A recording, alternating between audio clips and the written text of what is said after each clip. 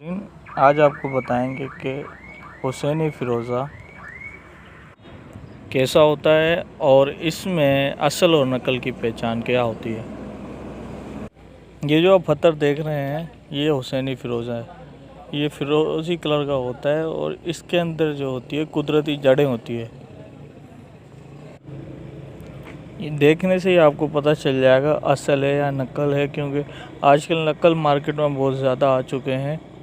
آپ اس فیروزے کو، جو آپ کے پاس فیروزہ ہو، اس کو پتھر سے، کوئی بھی عام پتھر اٹھا کے اسے ٹچ کر کے دیکھیں گے، آپ کو ایک الگ ہی ساؤنڈ دکھے گا جو پتھر ٹکرانے میں محسوس ہوتا ہے۔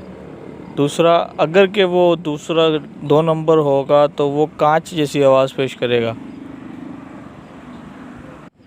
فیروزہ رسول اکرم صلی اللہ علیہ وسلم کی سنت مبارکہ بھی ہے اور یہ مردوں کے لیے جائز بھی ہے۔